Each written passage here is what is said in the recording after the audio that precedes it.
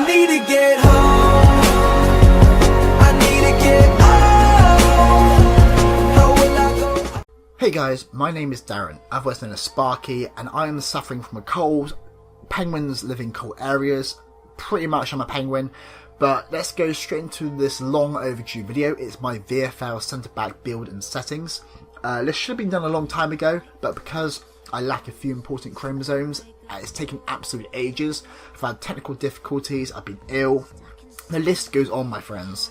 So without further delay, I think we should begin. Now, starting with my actual build, which you can see on the screen at the moment, it's 6'1", 198 pounds. Now your question is probably why? Why not go taller? Why are you not using the 5'11" build from the last FIFA? Why are oranges round and full of juice? I can only answer 2 of those questions, and I pretty much use 6'1", 198 pounds because it's the most balanced in terms of height to speed to strength ratio in my personal view. That's pretty much the key point I'm trying to make for this video. A lot of it is personal viewpoint, and to me this seems the most balanced so far. When I've used it, I feel like I can compete the most with all the different variations of striker builds, and most importantly I still have my beloved speed, which is pretty important for my playstyle. So when you choose a centre back build for yourself, you've got to focus on your playstyle as a player and how your team plays. So when I say this, do you play for the offside trap? Do you track runs? Do you need to cover for an, in quotations, less skillful player? These are pretty much all factors you've got to take in mind and think about before you pick your actual build.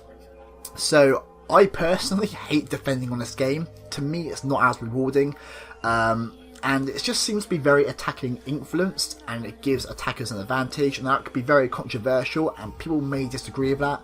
But that's just the way I feel this game at the moment before the next patch feels. The patch coming up, I believe, sorts out a lot of the defending problems. It sorts out the referees as well. Because at the moment, tackling is pretty much as useful as giving a fisherman a pair of socks. Like, it's a great idea, but the actual use is pretty pointless. And at times you may tackle a player and the ball will hit your head, bounce down between your legs, hit your ass and turn into a through ball to a striker.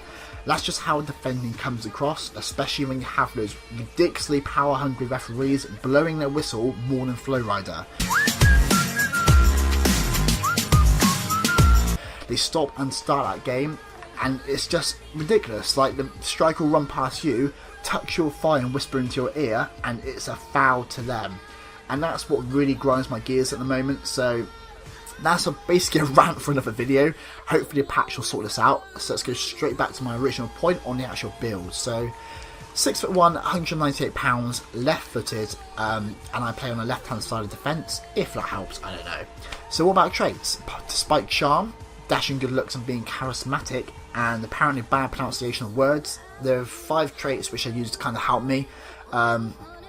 Firstly, acrobatic clearance, pretty much a compulsory trait, and I've just pressed the wrong button. Great. Acrobatic clearance, so yeah, pretty compulsory. Firstly, it looks absolutely beautiful when you pull off a bicycle kick clearance, and it just adds kind of a whole new suave to defending.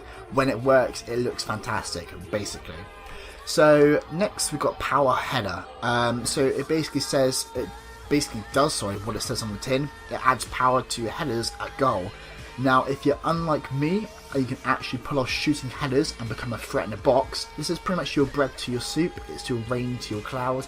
It's the difference at attacking corners. Goalies will always say that they struggle saving headers from corners and crosses due to the delay in the way the camera changes as it switches to like the back post, for example. And this is pretty much where we can take effectiveness and we can take advantage. So definitely one I'd recommend if you challenge in the box for headers. So next, swerve pass.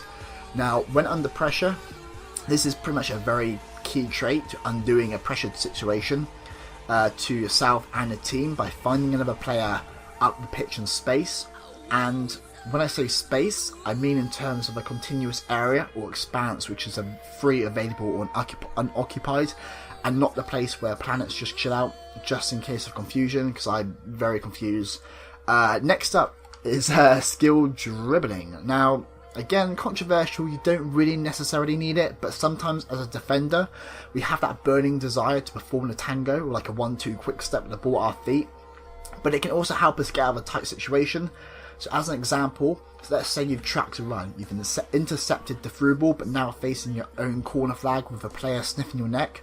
You can either A, smash the ball out and be done with life, which isn't necessarily a bad thing, it does work and it gets the job done, or B, you put out your dancing shoes, put the Louis Spence to shame and throw a quick shimmy with your right leg and turn the other way to play the ball out from the back, showing composure, class and some sweet moves. So basically it's a win-win. And lastly, we're going to go for diving header. Now this is also could be switched up with bicycle kicks, but diving header for me is probably the most, like, the better one out of the two personally.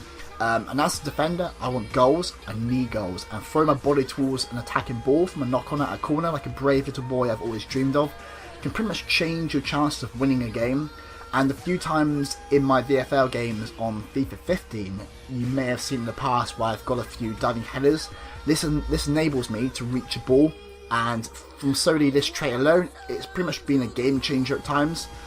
So that's pretty much the traits I use. Everyone's different, and they will all have your different preferences, but that's the beauty of defending. There is no single way to play this position. So let's quickly move on over to the camera I use. So welcome back, this is the camera settings I use. Pretty much Pro Club's camera is co-op. I recommend co-op very, very heavily because to me, since I changed, and I think I changed in FIFA 14, it enables you to see so much more of the pitch. You basically get a sky view.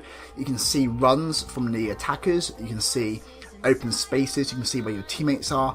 You basically get a general idea of where everyone's positioned on the pitch, but that doesn't mean to ignore your actual map, because the map's pretty important as a defender.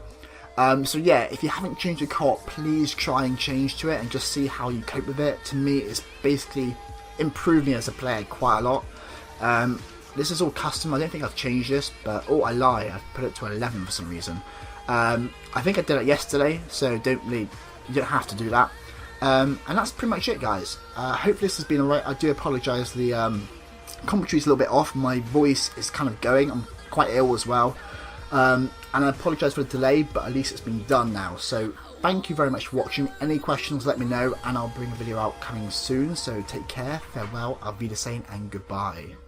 Spider web is tangled up with me, and I lost my head. The thought of all the stupid things I've said. I had a falling out with a family member. I lashed out and said some shit I still can't remember. For a while